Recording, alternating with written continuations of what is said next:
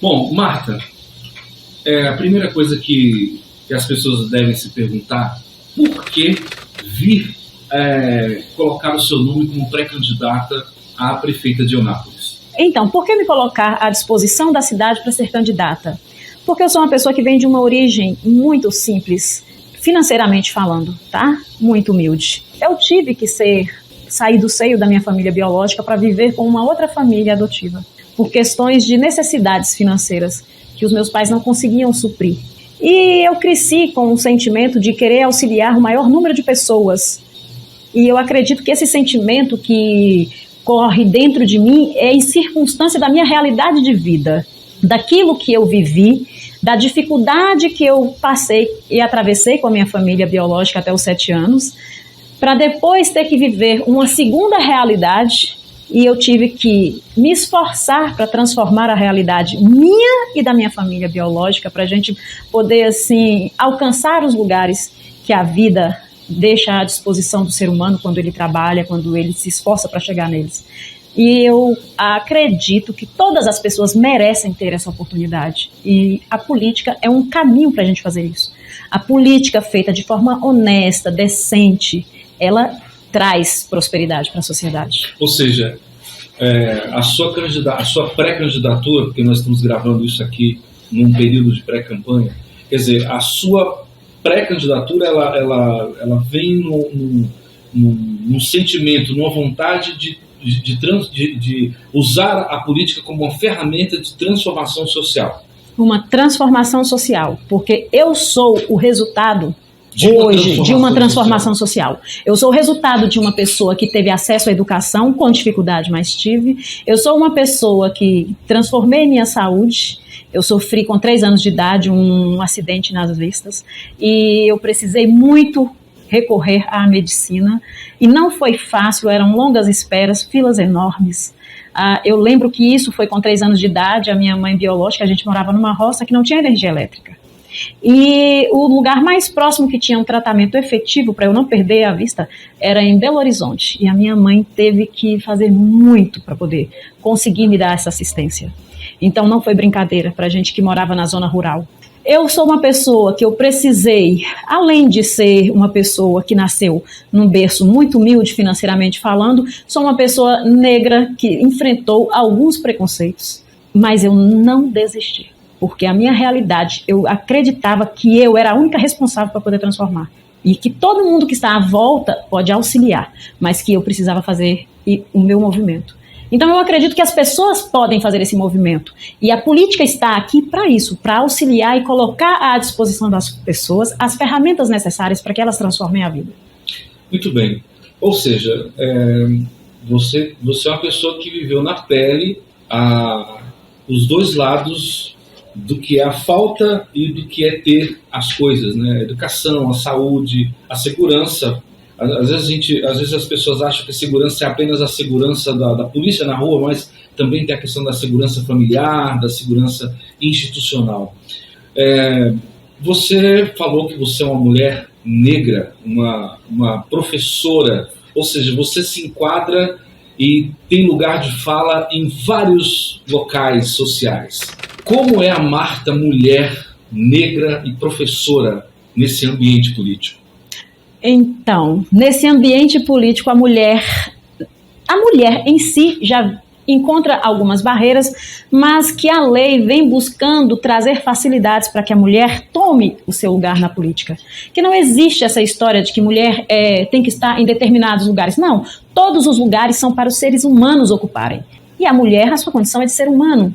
Então não há por que fazer essa distinção. Se existe uma falta de disponibilidade ou de disposição para as mulheres encararem essas demandas, talvez por conta dos excessos domésticos, por outro lado, ela pode organizar a vida doméstica e vir para cá também. É o que eu estou fazendo, organizando minha vida doméstica para vir para cá, para estar aqui na política.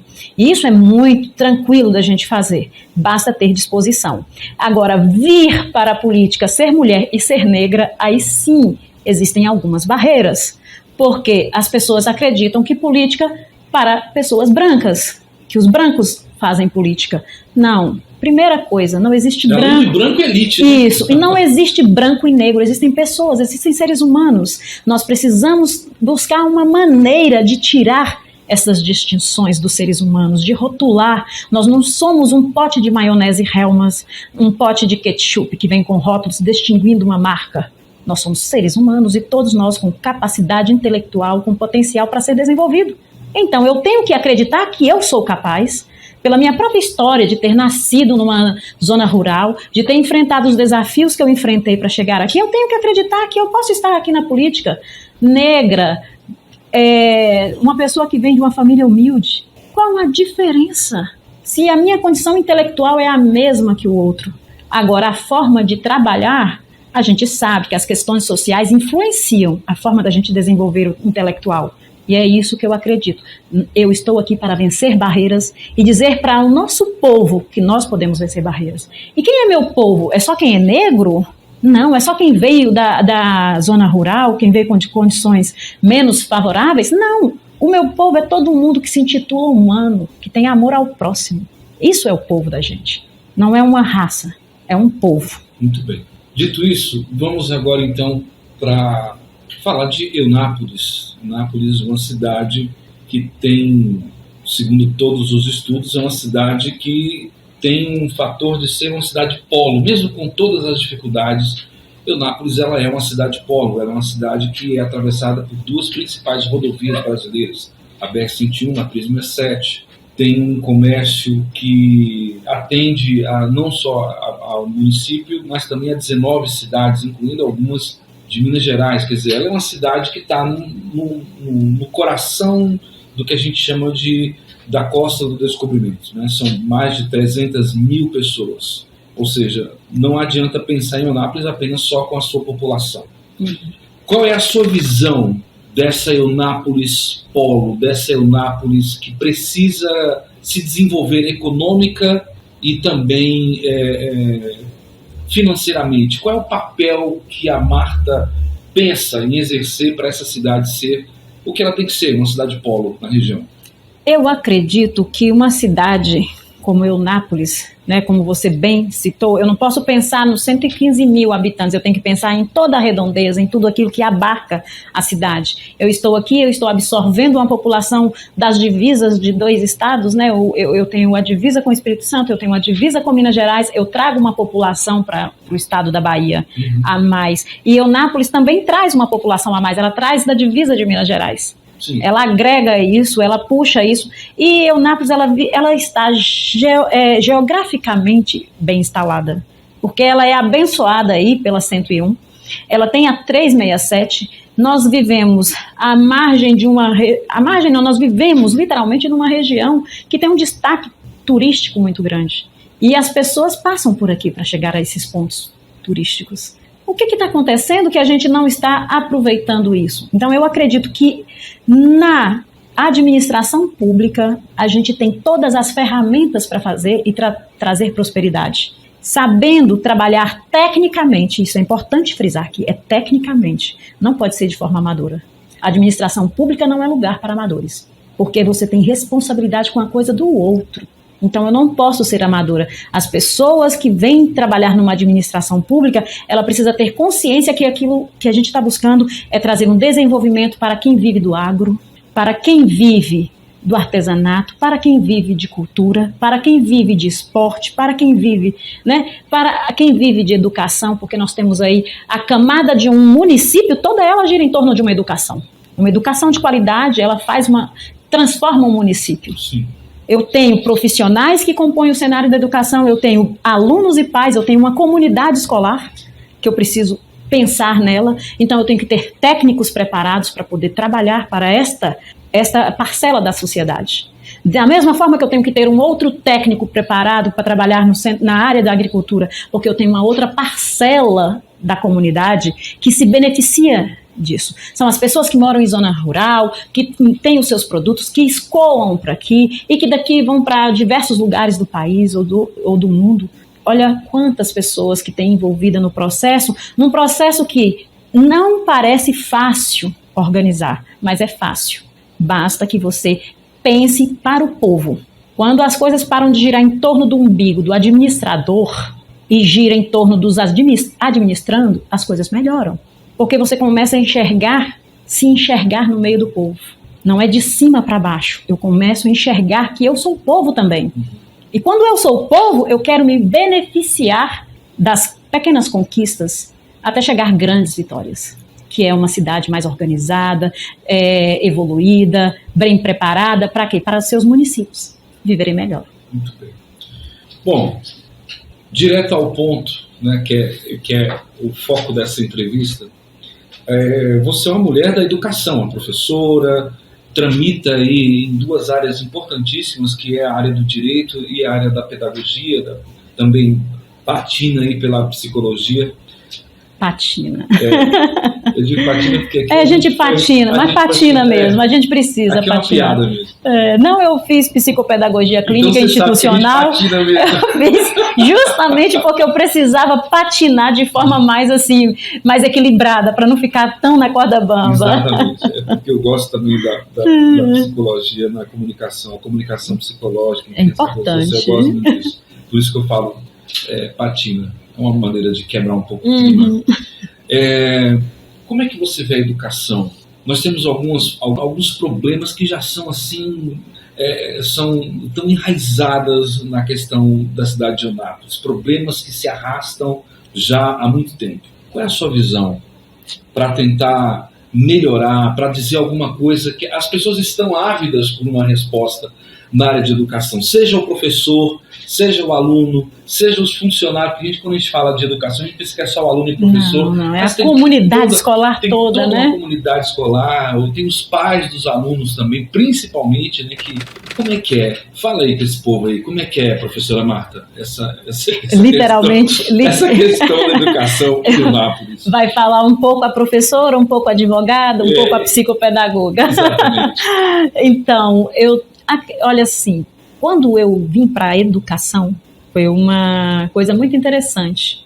Eu tinha 9 anos de idade, perguntei para minha mãe como é que eu podia fazer para auxiliar o maior número de pessoas, com 9 anos de idade.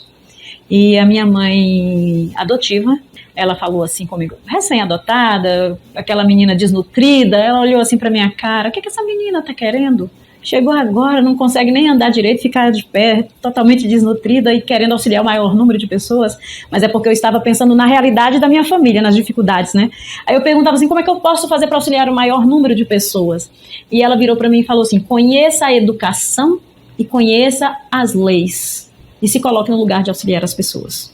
E eu fiquei um tempo para entender isso, mas eu continuei a conversa com ela. Sim, mas como é isso? E ela mandou eu estudar e mandou eu ir conhecer as leis do país para me colocar. Aí eu falei com ela que eu queria chegar no lugar mais alto, que eu pudesse auxiliar o maior número de pessoas. E hoje eu estou aqui buscando galgar lugares para poder auxiliar as pessoas, mas a minha base veio na educação, porque eu acredito que a educação transforma as pessoas. No meu primeiro dia de aula no curso de pedagogia, tinha uma pergunta na lousa, educa-se para quê no seu país? Essa pergunta, ela me tocou de tal maneira que eu fiquei pensando, para quê que se educa? Existe educação diferente? Eu ainda não tinha despertado para a diversidade da educação de cada estado. E aí eu percebi que existe uma diversidade de processo educacional. E eu acredito que a educação de um país, ela modifica, ela transforma o seu povo. Ela liberta o seu povo, emancipa. Então existem sim coisas na nossa educação que elas precisam ser reestruturadas.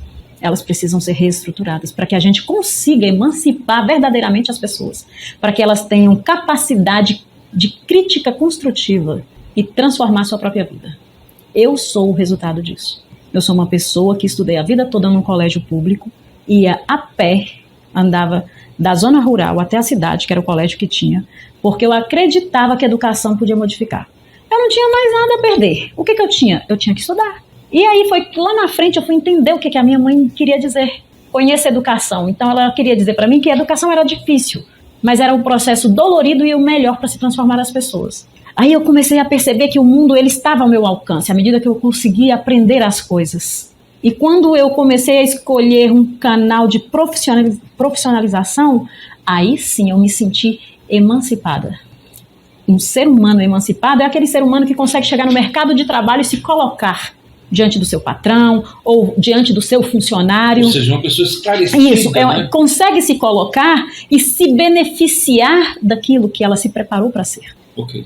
Entendeu? Então, hoje, como educadora, eu consigo me beneficiar daquilo que eu busquei, do conhecimento, para poder passar para frente, dentro das minhas possibilidades, das minhas limitações, mas eu consigo, graças a Deus, circular, escolher a profissão da educação e do direito, porque eu precisava entender as leis do país para verificar como é que a gente modifica e transforma a educação. Porque se eu consigo, através de leis, boas leis, transformar a educação, aí eu consigo trazer qualidade para a população.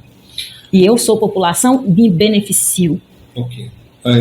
Nós temos já é uma reclamação de muitas pessoas, eu conheço muitas professoras, professores, a questão da contratação dos professores pelo município. Há muitos anos que não temos um concurso público para a área de educação. Então, vamos começar a falar só da área de educação. Uhum.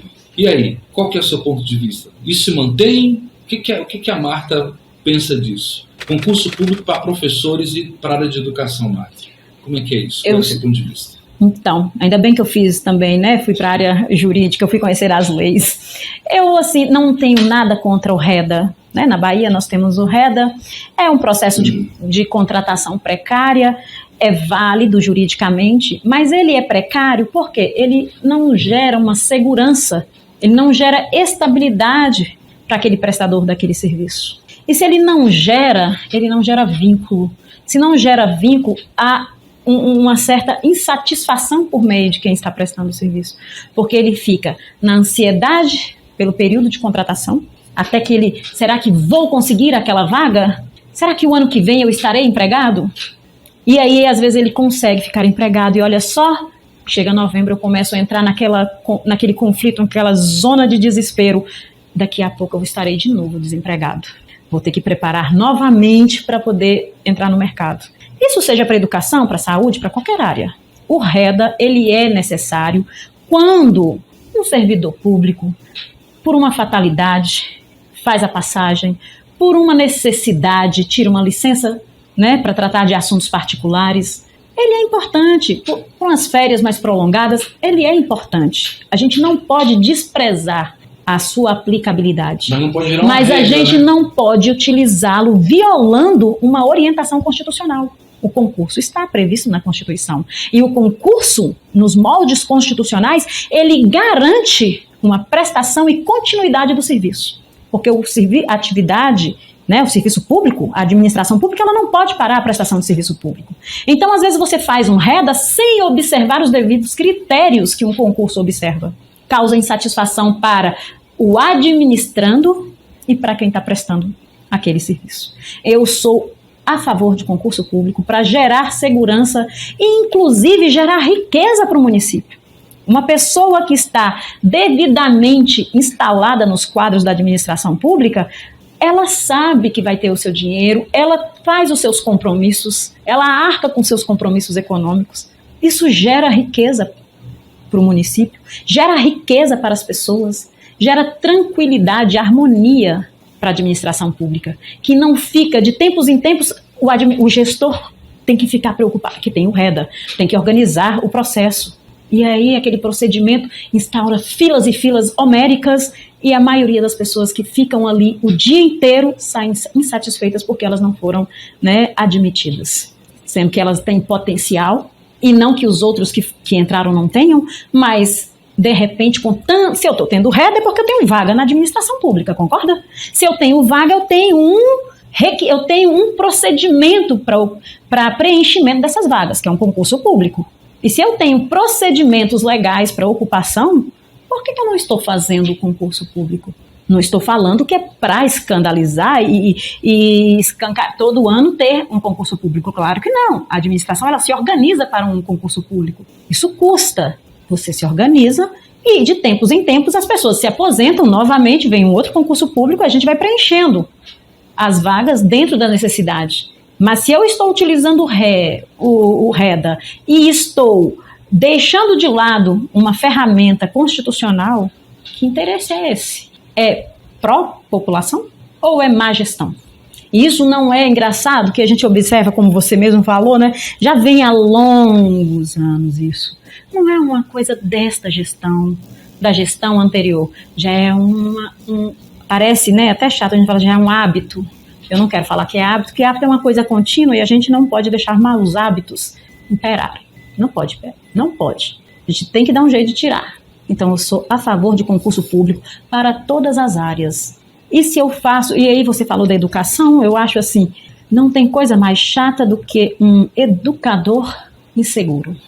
Um educador inseguro, ele não consegue dar o seu melhor. Ah, porque ele é um profissional ruim. Não, não é isso. É porque ele tem compromissos. Tem a questão da dedicação, ele tem compromissos. Assim como você tem compromissos, aquele educador, ele também tem compromissos, ele tem responsabilidades.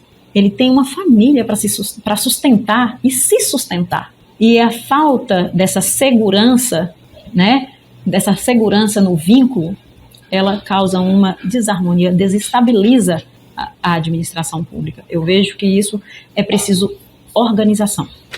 Na questão da saúde pública, né, nós temos alguns problemas. Por exemplo, agora no final do ano, alguns, justamente pela questão de muitos funcionários terem sido mandados embora, justamente por causa do REDA, do seletivo. Muitos postos de saúde estão fechados e vão ser abertos só a partir do ano que vem. Estamos num período de final de ano, início de ano novo. Nós temos uma super demanda constante no hospital regional. Nós temos alguns espaços fechados. Nós temos alguns aparelhos na área de saúde que estão fechados, né? E além disso, nós temos toda uma malha na área de saúde com grandes deficiências.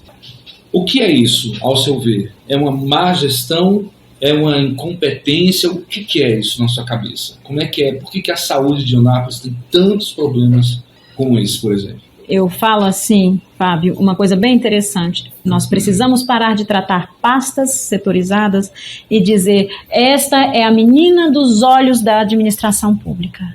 Toda pasta é importante. Eu não posso dizer que é educação, porque eu sou educadora, que é a pasta dos olhos. Eu não posso dizer que eu sou médica e que a saúde será a pasta dos meus olhos.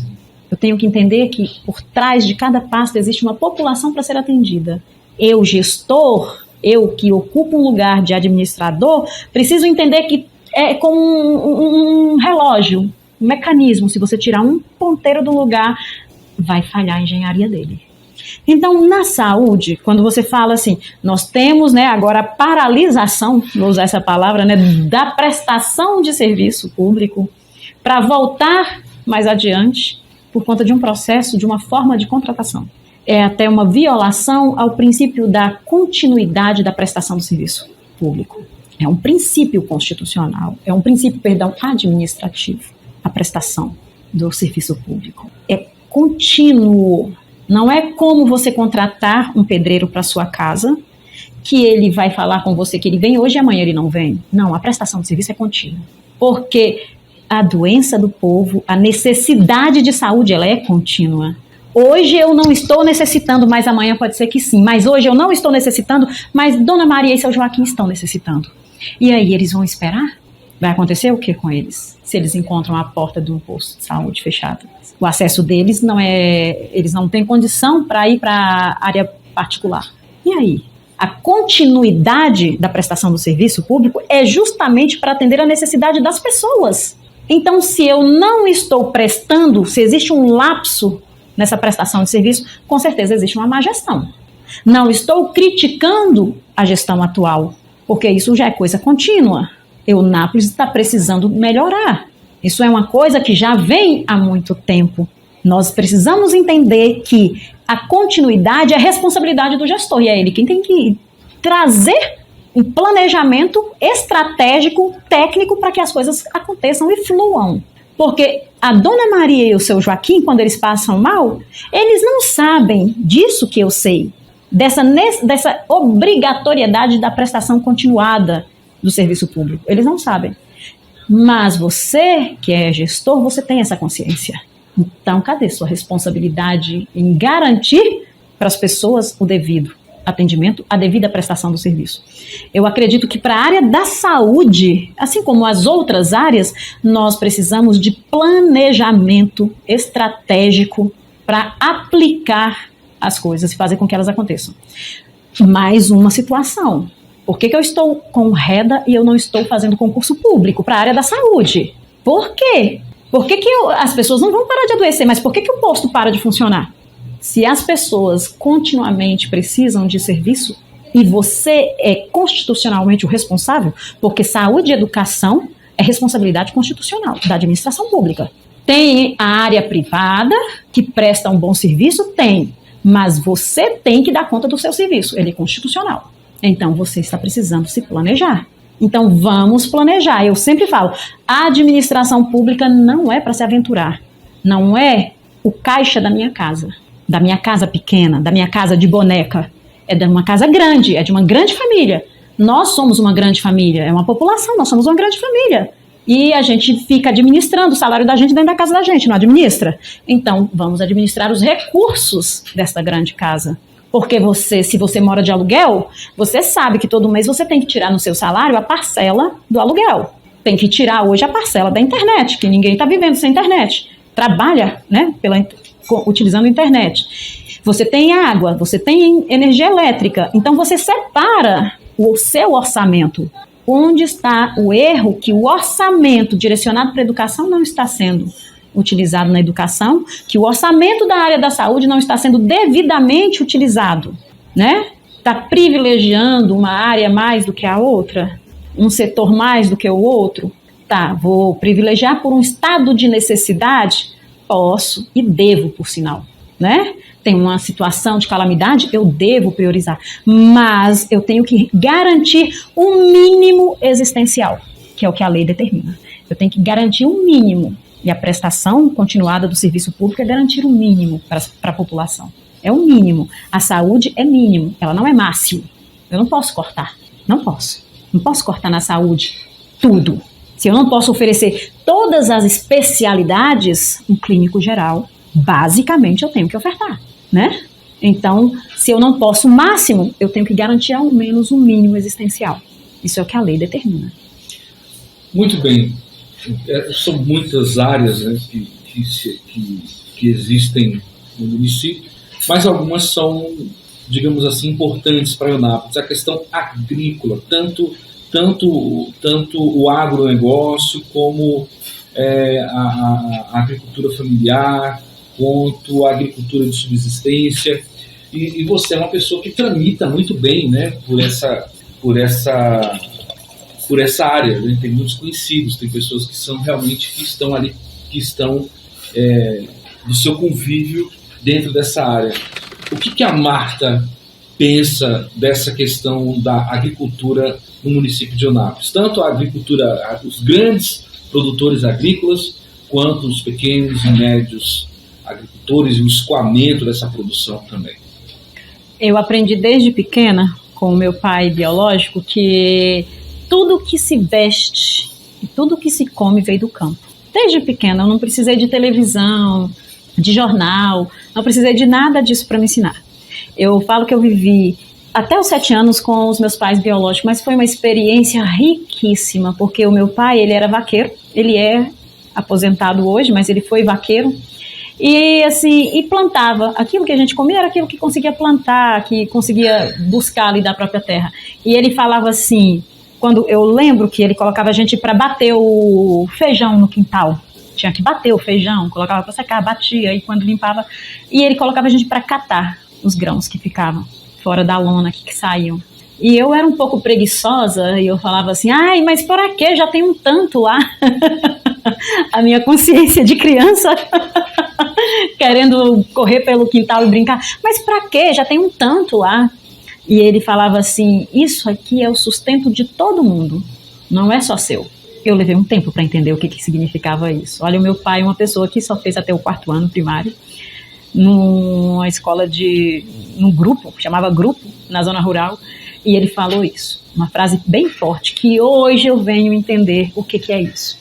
Eu acredito muito que realmente tudo que se come, que se veste, que se usa, vem essa abundância que a gente tem que agradecer para o agro, tem que agradecer sim a agricultura familiar, tem que agradecer os grandes agricultores, porque não se faz só de pequeno, se faz com os grandes também.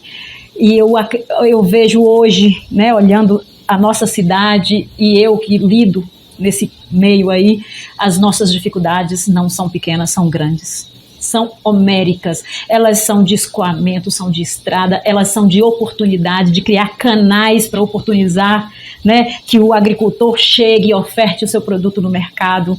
Ela é de uma conexão, é de falta de conexão econômica. Por que existe essa falta de conexão, de criar canais, mecanismos para que esses produtores consigam, né, andar com mais facilidade, não ficar patinando? Que geralmente é isso mesmo que está acontecendo, uma patinação, por falta de segurança econômica. Ah, mas é a economia do município, ela não importa muito. Importa. A economia do município, ela importa e impacta na vida de um produtor. Porque hoje você sai aqui para comprar um produto, você vai comprar um adubo, ele chega num valor, amanhã tem um outro, mas você fala assim, ah, mas foi a bolsa. Sim. E quais são os mecanismos municipais, tributários? Como é que está a responsabilidade tributária do município fiscal para que estes produtores tenham mais facilidades de vender e negociar o seu produto? Como é que eu faço para que estes pequenos agricultores cheguem até a cidade no final de semana, que venham trazer seus produtos para a feira ou que traga para os seus supermercados, que traga para os mercadinhos o produto para poder ser comercializado? Como é que está sendo isso? Como é que está sendo tratado? Aí a gente vai buscar uma equipe técnica para poder pensar nisso. Por quê? Que a gente tem que buscar uma equipe técnica? Porque são eles quem vão dizer para a gente os lugares das deficiências. Porque o meu olhar, eu vou olhar como um produtor isoladamente, ou vou olhar como um consumidor isoladamente. Mas a administração pública, ela não pode olhar isoladamente. Ela tem que olhar de forma coletiva, porque eu tenho um grande agricultor em Eunápolis, que a gente tem, graças a Deus, muitos agricultores, mas nós também temos o pequeno agricultor. E todos eles devem receber a mesma atenção. Cada um com o grau da necessidade que tem, mas todos eles têm. Então eu tenho que ofertar para estas pessoas, para esta comunidade, para essa parcela da população, o atendimento direcionado sem criar dificuldades, sem criar barreiras, desburocratizando. A agricultura hoje, no nosso município, ela precisa ser valorizada. Não é só com estradas, melhorando estradas, é criando pontes comerciais, criando pontes em negociação, de forma que os produtores sintam-se seguros e amparados. Olha, que se eu sinto segurança na administração do município, eu consigo negociar com qualquer outra pessoa lá fora. Ou eu nem preciso, olha, tudo bem, eu já tenho comprador do meu produto lá fora. Mas a administração, a cidade está sabendo que eu sou um potencial que leva um produto daqui para lá, que eu gero riqueza e ela volta para a cidade. É sempre assim, a gente vende lá fora, mas a gente traz a riqueza para aqui. Nós estamos aqui, gastamos aqui, compramos aqui. Então a riqueza circula. Então são criar meios, caminhos. E o caminho não é de forma individualizada. Eu não posso pensar só no grande ou só na agricultura familiar. Só a agricultura familiar não sustenta o país. O país é muito grande. Também não sustenta só a nossa agricultura familiar, não sustenta a nossa população. Nós somos 115 mil habitantes. Então eu preciso valorizar do pequeno ao grande e buscar estratégias para poder dar para eles condições de concorrência. O que o agricultor precisa é de condições devidas de concorrência, porque a concorrência é que faz o dinheiro chegar.